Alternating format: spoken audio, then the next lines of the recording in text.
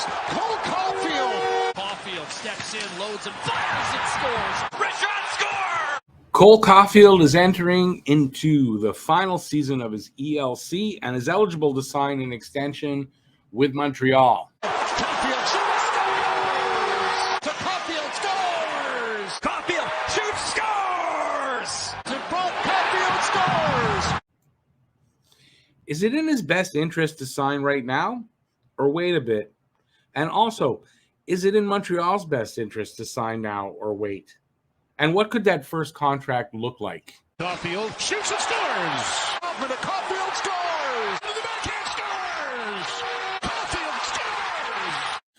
Hey everybody, I'm Rick. Welcome to Talking Habs, where you get your daily fix of Bleu Blanc Rouge. Cole Caufield is officially in the final year of his ELC, and as such, he's eligible to sign his first contract extension. His career so far is a short sample size of 77 NHL games. He's totaled 27 goals, 21 assists for 48 points.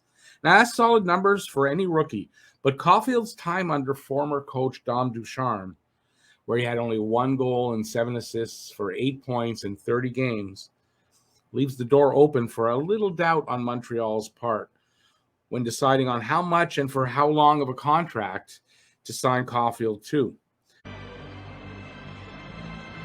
Great hockey sense to read what's happening.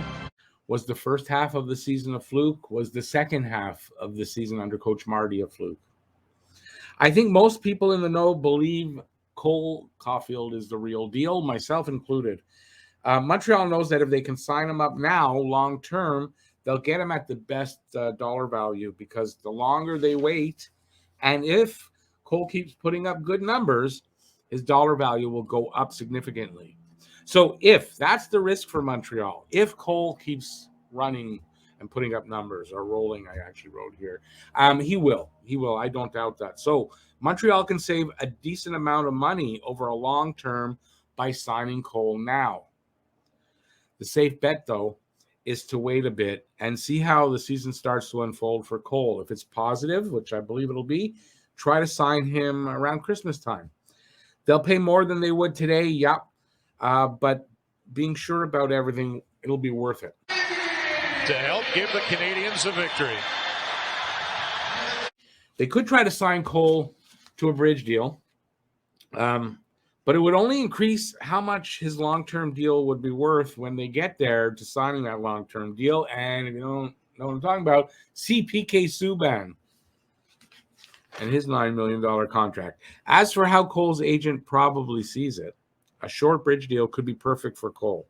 A short 2-year bridge deal would give Cole plenty of time to establish himself as an NHL sniper and earn his way to a much larger dollar amount on a long-term deal, banking on himself and his abilities to secure the big contract in a few years. Watches it rolling as it gets on the stick of Caufield, and he just gets it towards the net, a knuckleball, and he's... It's not without risk for Cole, though. Any serious injury could sidetrack his plans and his career, and obviously have a big effect on any future contract offers.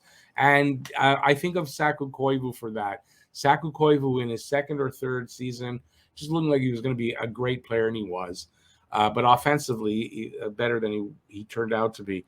And that big injury, Jim Cummins, I believe, took out his knee, and Koivu was never the same after that. And, you know, that could happen to Cole. You'd want to, if I'm him, I'd want to sign in long-term for good money now and avoid that kind of thing. Puck doesn't get out of the zone, and because Niemelainen is so deep. So there are decisions to be made by both the team and Caufield and his agent. So I wouldn't expect this process to be rushed. I expect they wait a little while into the season, say early December, and start negotiations on a new long-term deal. If I'm Montreal, I'm not looking for a short-term bridge deal. Lock them up long-term now, as soon as you're sure. If I'm Cole, I probably want to wait a bit and try to sign closer to the trade deadline and maximize what I'm asking for. Head up. Oh man, he gets so much on it. How much money could we be talking about on a long-term deal? I don't think either side will push for a bridge contract. So it's a matter of length of term, 7 or 8 years. I mean, it could be less than that, but I would imagine it's going to be 7 or 8 years. and the AAV. How about this shot? Looks away and then fires it right up over the glove with some beautiful. So you can look around the league for comparables, but why look any farther than Nick Suzuki and his 8-year, $63 million, $7.875 million AAV contract that he signed last season with Marc Bergevin. Suzuki is a center, and that normally brings like a little bit more money to the table.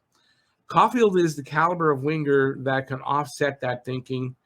I've learned this recently with Slavkovsky being drafted ahead of Shane Wright. Waits, it's off his stick, comes in front, Caufield scores! Cole Caufield snaps it home on 4-game goal streak. The difference between Nick and Cole is Nick's 200-foot game. Nick will be out there in all situations, both offensive and defensive, where Cole, it will be almost exclusively offensive situations. This should reflect in the total value of the contract's AAV and bring Cole down into the range of 8 years, 56 to 58 million, or 7 to 7.25 million AAV. So that's my prediction for Caufield. OT winner.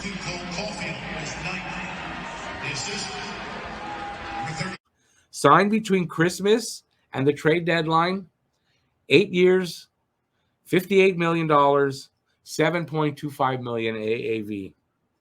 I think that's what he's going to get. Thanks for watching. Really appreciate that. Let me know what you think about that in the comment section. And if you like the video, please give it a thumbs up. Stay safe out there. Peace out, y'all. And bye, everybody. Caufield shoots and scores!